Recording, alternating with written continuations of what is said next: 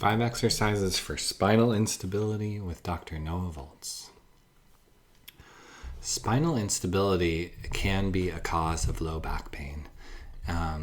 Instability is still poorly defined, but it's basically this idea that there is a dysfunctional pattern of spinal motion and or neurological dysfunction that can cause pain. So oftentimes it's associated with some segmental instability and an abnormal response to normal daily movements or normal daily loads or weight. So basically there are kind of 3 subsystems that we'll go through that differentiate how spinal instability is understood.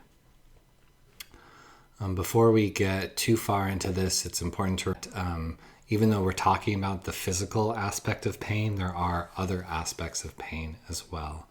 And so please know that the body and the mind are both involved in your experience of pain. In addition to this, there are people who may have imaging that shows that they should have pain associated with spinal instability, and they won't. And so pretty much everybody over the age of 40 has some degeneration of their spine, but half of those people have pain and the other half don't have pain. So just keep that in mind, that having the instability does not necessarily correlate to pain. So the 3 components of spinal instability are what's called the passive subsystem, which includes the disc, the ligaments, the joints, and the capsules of the spine. Then there's the active subsystem. So these are the spinal muscles and the tendons associated with those muscles and the fascia that surrounds those muscles. And lastly, there's the neural control system. So these are the nerves, the brain, and the spinal cord. So there's no one test that can be done to diagnose spinal instability, but there's a few tests that can be helpful in figuring out if this is the cause of your low back pain. And those are the prone instability test, the passive lumbar extension test, the spinal stability test, and the straight leg raise. So phase 1 exercises for spinal instability are diaphragmatic breathing, the dead bug, and the McGill curl up. So how to do these exercises? With each exercise, do them with awareness, breathe fully, feel your whole body engaged. Make sure that you're efforting, but that you're not efforting too much, so be careful. So diaphragmatic breathing. So you're going to lay on your back, your knees bent. You're going to place your hands onto your belly. You're going to inhale deeply and fill the belly, feeling the belly expand like a balloon in all directions. So the back gets closer to the floor, the sides inflate, and the belly inflates. Then as you exhale, feel the belly drop down, the spine rise up, the sides compress.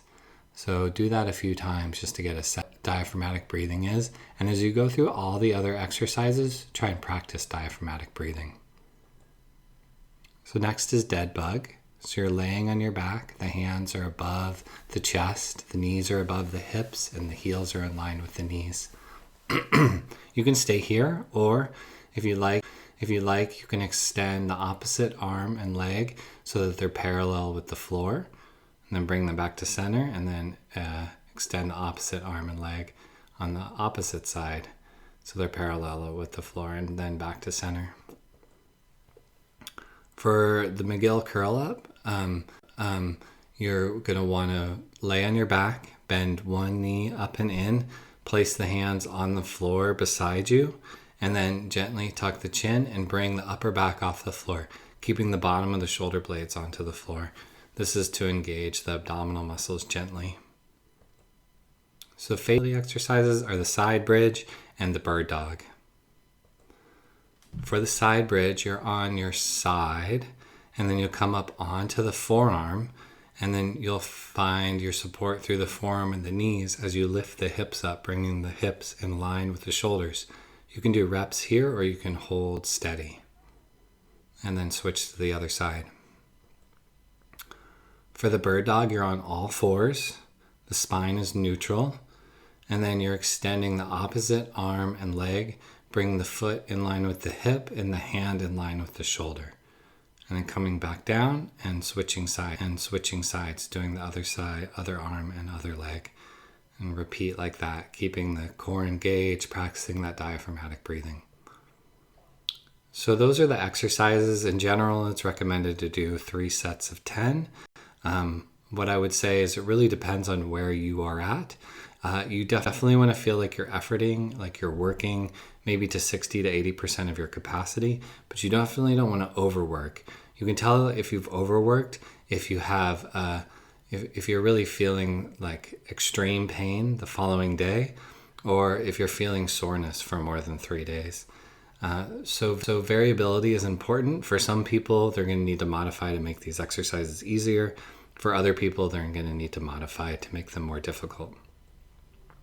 So I can help you with this. I've been helping people with this kind of thing for almost the last 2 decades. So I'm happy to help you find the hardest exercise that you can do well, so you can really get the most benefit from this.